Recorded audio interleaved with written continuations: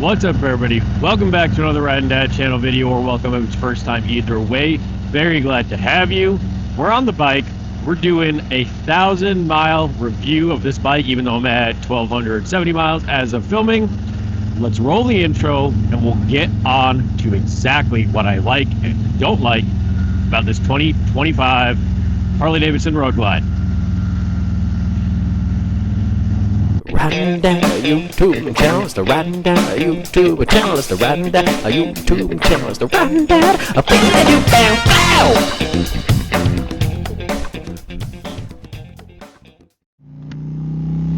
Alright, so today happens to be Father's Day, so before we start the review, happy Father's Day to all of my fellow fathers out there. Hope you guys are enjoying the day and being safe if you are riding or just hanging out with family. Just enjoy it, have fun.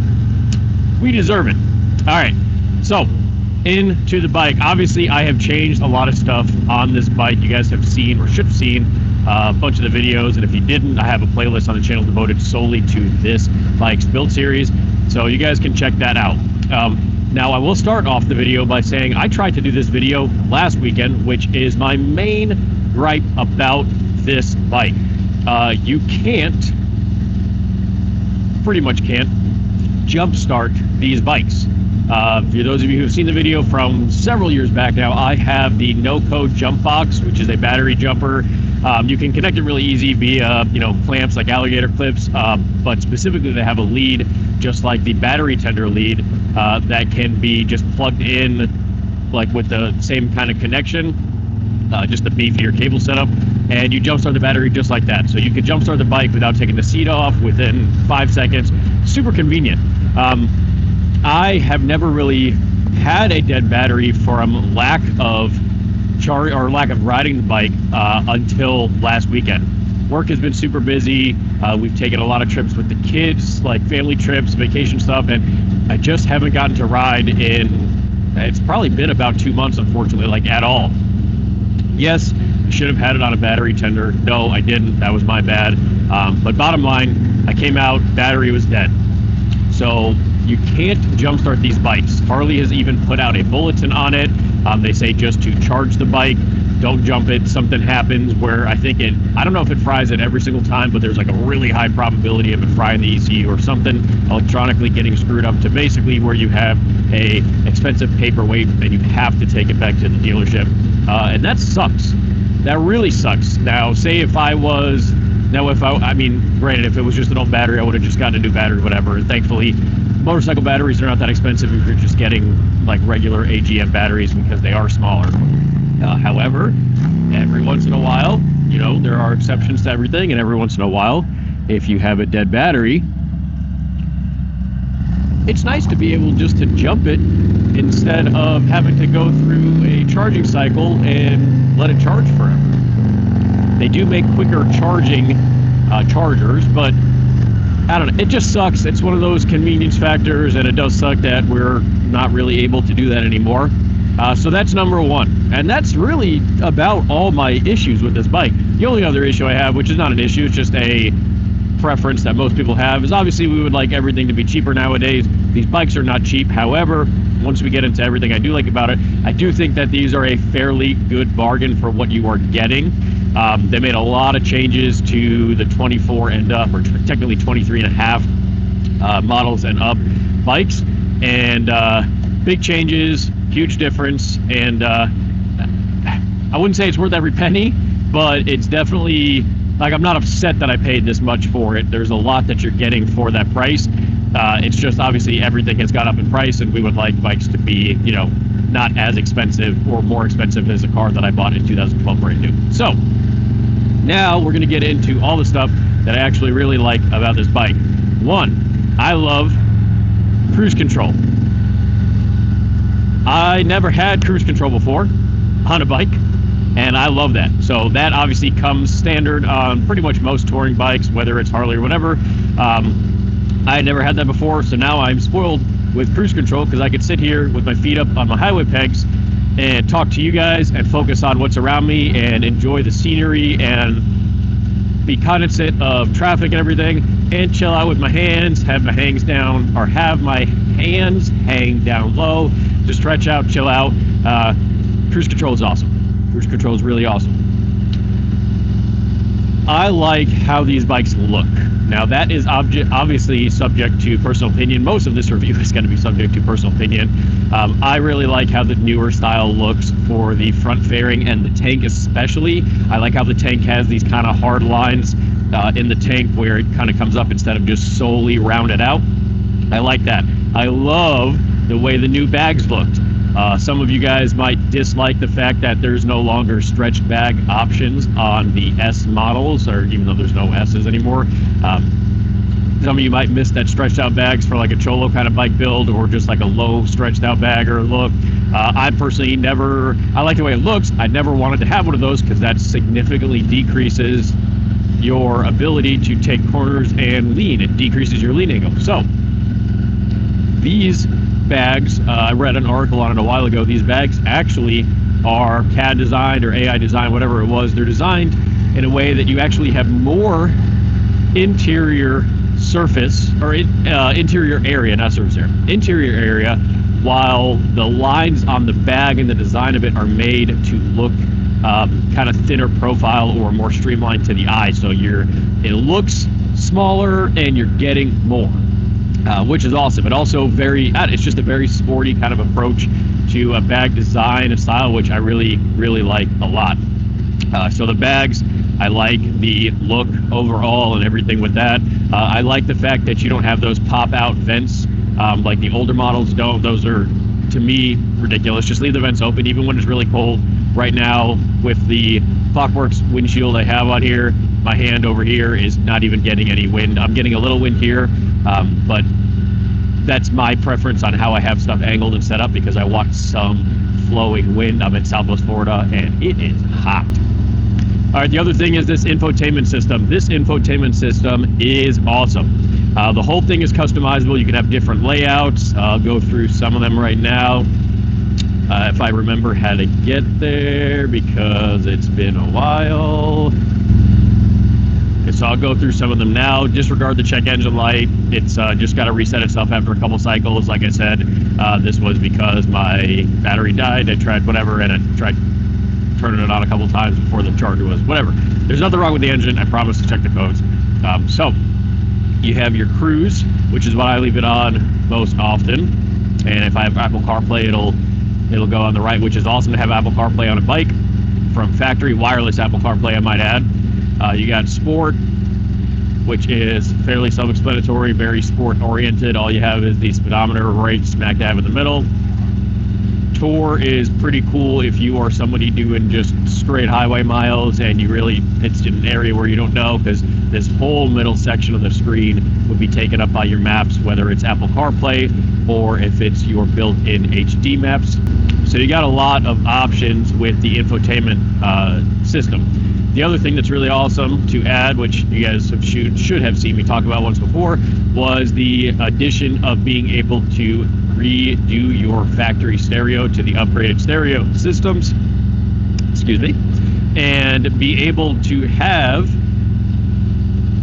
the ability to flash, or not flash, but change the software to take full advantage of your app or your amp. Geez, I don't know what's going on with me right now. Full advantage of your new amp and your stage 2 or 3 or parallel, different brands or whatever, speakers. So you could do all that in the infotainment system versus the older bikes with the, I forget what the Sky, whatever the old generation of infotainment system was. You'd have to take it to a dealership to get it all flashed and locked or whatever, which sucks. So even though everybody likes to say Harley hates when you do stuff yourself, they actually made this way more user-friendly for the speaker stuff, and you could do that all internal with the speakers now, just through the infotainment system, which is really, really nice. I could add saddlebag speakers and an amp and do that all through there as well. Don't have to take that back to the dealership.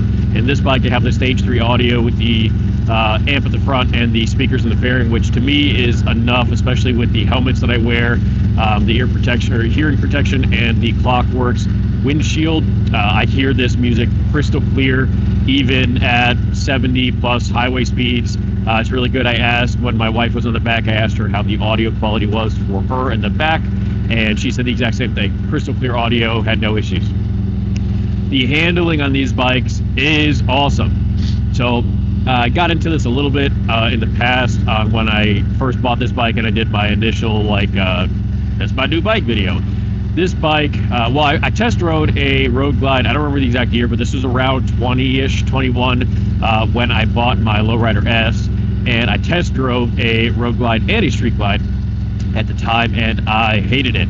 I was miserable with them. It felt like a big couch. It was comfortable, so if I was looking just to put straight highway miles down, then that's fine.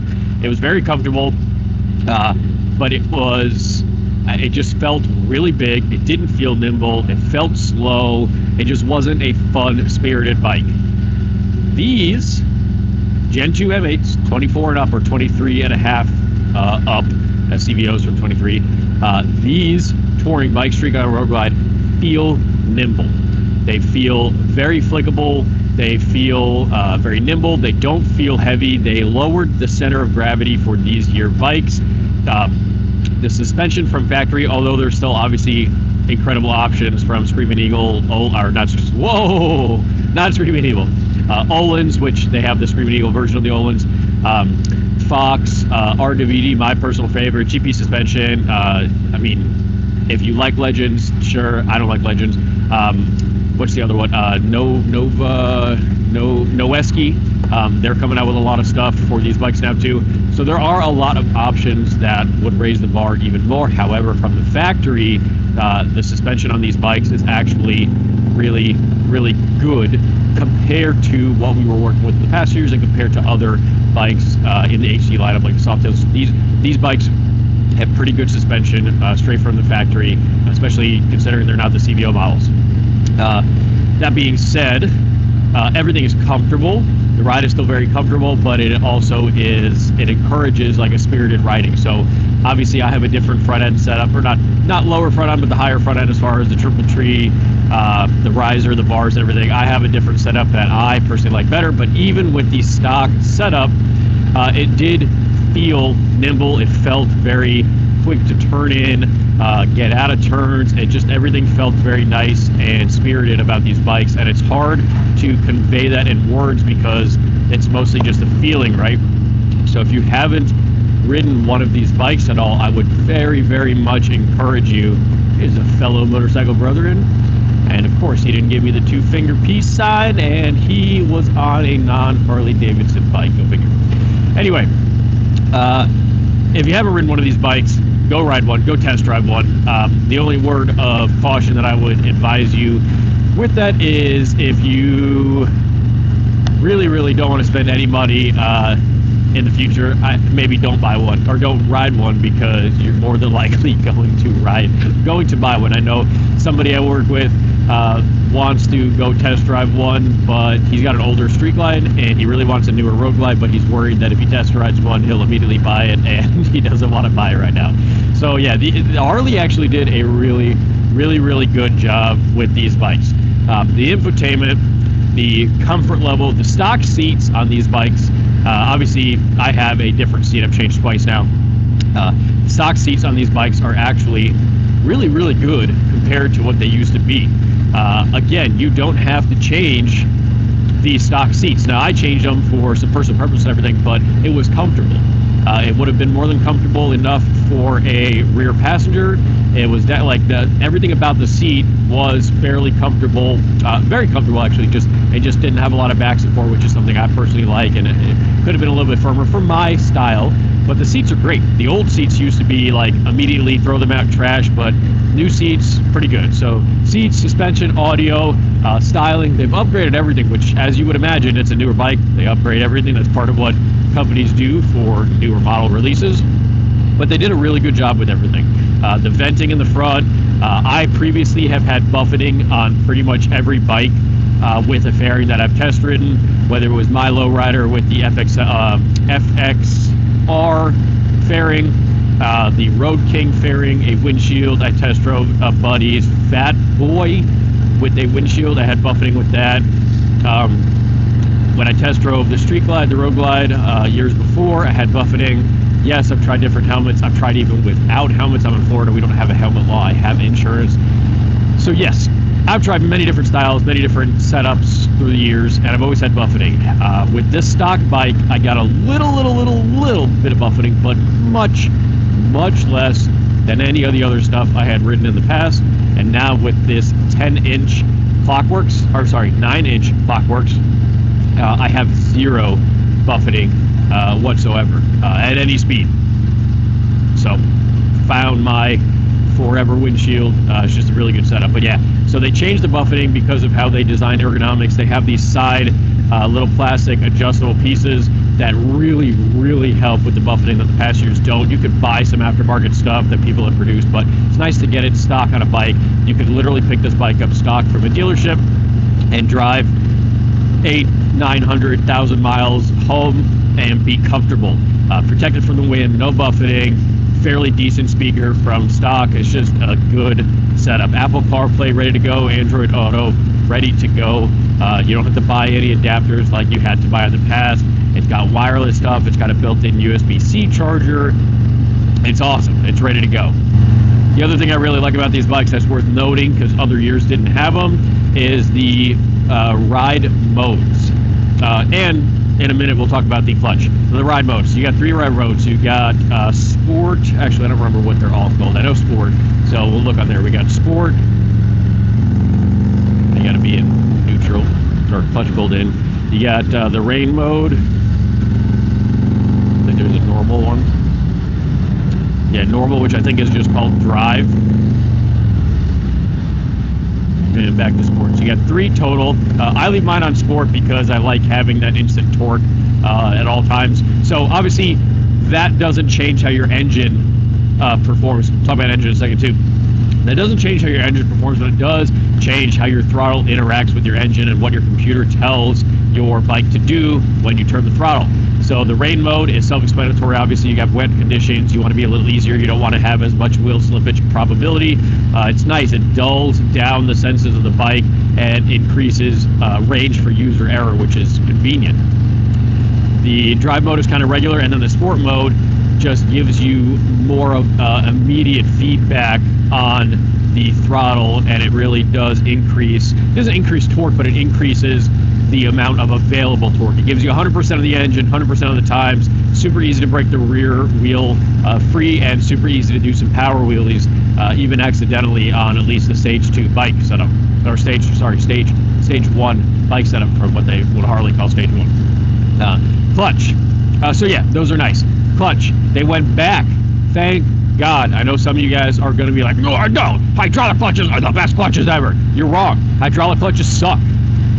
Cable clutches are where it's at. 1, easier to adjust. 2, easier to fine-tune for your riding style. 3, easier to fix, replace, all of that stuff. Hydraulic clutches are great if you're somebody who's going to get on a bike and never do maintenance yourself and only take it to a dealership, or just flat out never do maintenance and doesn't want to adjust anything. You want the bike from the factory as it came. You don't want to do anything else to it. Sure, those are great for those people. If you're somebody who cares about fine-tuning and having the bike perform exactly how you want it and changing it to your preferences, cable clutches are where it's at. Way easier to change the upper portion, which we did in a video recently. Way easier to change it if you do a handlebar setup, a different handlebar setup. Way easier to fine-tune where your grab friction point is, where it is when you let out the clutch, if it's immediate, if it's late, all that stuff. Much easier, simpler, easier. Yes, I know hydraulic clutches have less of a failure rate, but if you stay on top of maintenance and take care of and have it set up properly for your cable clutch, you're very rarely going to have any issues anyway. And if you do, it's very easy to just grab a hold of somewhere there and at least get it into a gear, so you can at least kind of get it home or live it home or whatever. I like cable clutches better.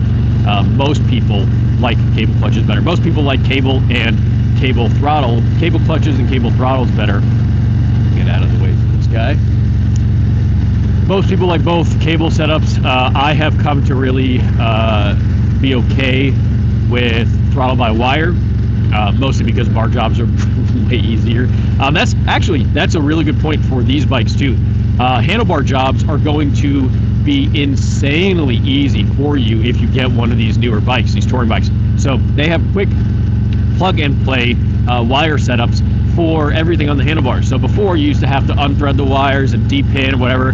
Now the internal wires for the handlebars come with quick disconnects, and you can disconnect them from the handlebar controls on each side. So instead of having to depin everything and get out the large ones from the bottom, you just slide out from the sides on the handlebars with these little connectors and you can get them out through the bar.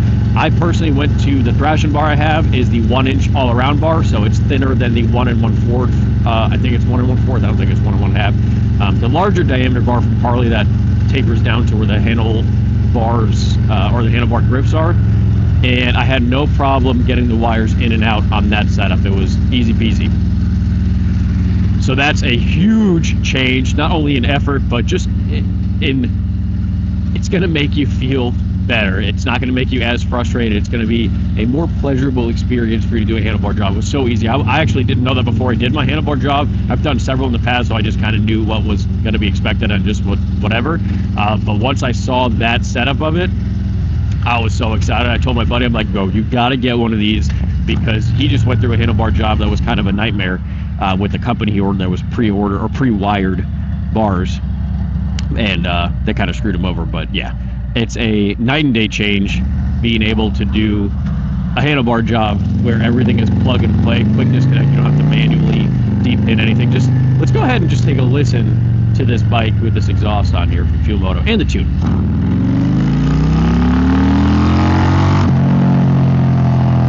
Don't they just sound good? They sound good. These Gen 2 M8s are way detuned from the factory. What that means for you is if you do an air filter, which depending on the model is not even necessarily needed, but on a touring bike definitely needed because they're very constrictive. So if you do an air filter, a full exhaust, not a slip-on, don't be that guy, don't waste your time and money on slip-ons. A full exhaust and a tune, you're looking at a whole different bike. I went from not being able to do power wheelies at all on this bike, still having a decent amount of power, but definitely not able to do power wheelies. There you go. Thanks for the peace sign back, brother. Went from not able to do power wheelies at all on this bike, still having a decent bike, but just with the exhaust, the air filter, and the tune from Field Moto, stock tune, not even a take it to a shop, get a specific dyno tune, because it's only stage 1, not worth doing that in my opinion now with this bike, at least in my setup, because I know what I want to do in the future. Just that stuff. Now it'll power wheelie even in second gear. It'll power wheelie in first and second gear. Now it's not getting all the way up where you have to tap the brake, but it's enough that it lifts that front wheel up very easily, very predictably, very reliably. And it's just a completely different bike. It's got a lot better response on the throttle. It sounds much better. It's just a good setup. So these Gen 2 M8s are putting out a good amount of power. They're putting out a good amount of power. They're putting out a good amount of usable power. They sound pretty good. Even with the stock exhaust, at least on the touring bikes, it sounds better than the Gen 1 M8 exhaust, like the stock configuration. So you're getting a lot of benefits from getting one of these newer Gen 2 touring bikes than you were, or Gen 2 M8 touring bikes than you were from the Gen 1 touring bikes. I think overall Harley did a phenomenal job with these bikes. I think it's about time for me to get off the video with you guys and just enjoy my ride, turn on some music through my beautiful speakers, which this is the first bike I ever had with external speakers. It's awesome. I think it's time for me to enjoy it. It's my Father's Day, right? It's your Father's Day. Enjoy the day. I don't know when you're gonna, this is actually coming out on Father's Day, so I don't know when you guys are going to be watching it, but I'm gonna take a ride for the next 30, 40, 50 minutes, go home, edit this video. I hope that each of you ride safe. Check out my prior stuff in my channel. I have playlists for every bike I've ever had that I've done any kind of build stuff on. What's up, guys? Riding Dad here from behind the computer at the computer chair. Not on the bike anymore. As you can see, an unfortunate sequence of events has occurred. I forgot to delete all of my past footage on the Insta360 from my big Disney trip I took with the family that I made a video for. I've deleted it within the project editor, but I forgot to delete it off the SD card. Didn't think about it.